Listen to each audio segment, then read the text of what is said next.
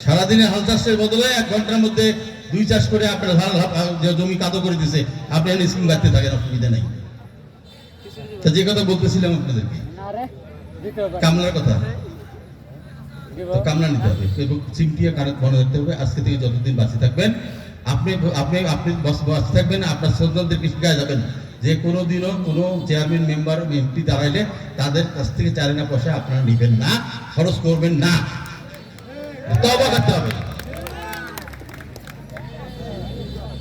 আর এটা করতে পারলে কি হবে, চেয়ারম্যান বাড়িতে যাবেন, যদি কয় পরে আসেন তখন ওই যে কবিতা কার থাপড় দিতে পারবেন, বেটা আমি 10 টাকা খরচ করছি, ভোট দিছি, যে করছি, চেয়ারম্যান বানাইছি, রাজ্য রাখছি, আর তুই কোস পরে আসেন মানে, কারণ আপনি যে 10 টাকা খরচ করছেন তার পিছনে পারলে 4 আনা 8 আনা খরচ করুন।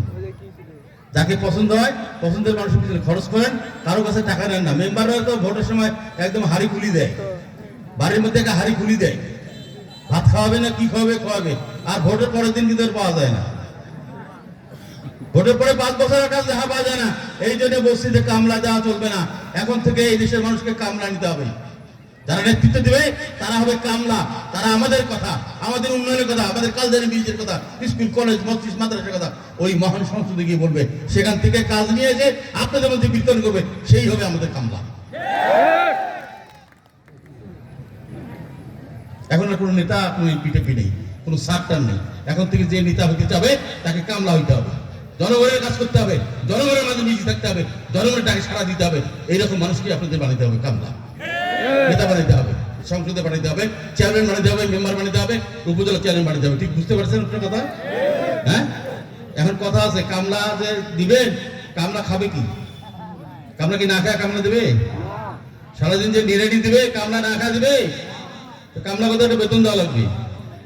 তো কামলার বেতনটা হলো ওই যে 10 টাকা খাইছেন আপনারা, ওই 10 টাকা না খায় প্রত্যেককে 10 টাকা করে চাঁদা দিবেন।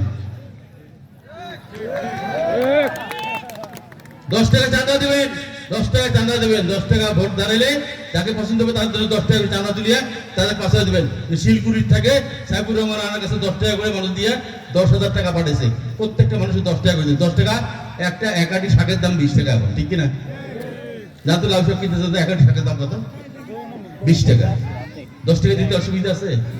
আর 10 টাকা বিনিময়ে কি পাবেন?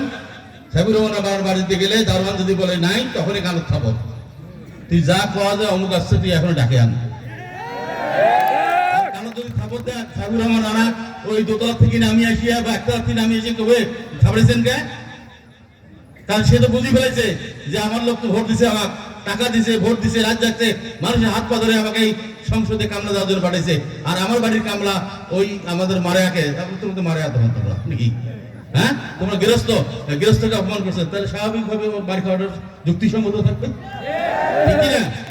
সেটা যদি চান তাহলে আপনাদেরকে কামলা নিতে হবে। এটা যদি বিশ্বাস রাখেন তাহলে আপনাদের ভবিষ্যৎ ভালো।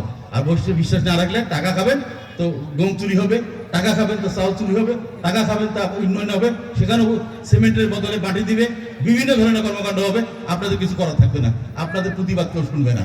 আর যখন দেখবেন যে যখন দেখবে নেতার ঘর দেখবে যে বাবা এই রাতে এই মানুষ তো সংসার হয়ে গেছে, টাকা তো লাগে না, টাকা দিয়ে ভোট দিয়ে তারা বানায়, তখন তার ঠিকঠাক হবে। এটা হলো এক কথা। টাকা দিবেন তো নাকি? আমাকে দিবেন নাকি 10 টাকা করে? কোনদিন দিবেন? কোনদিন? আজকে দিবেন না পরে দিবেন? আজকে লাগবে না, আজকে লাগবে না। ভোটে যখন দাঁড়াবো, নমিনেশন সাবমিট করবো, তখন এখানে আপনারা চাঁদা তুলবেন।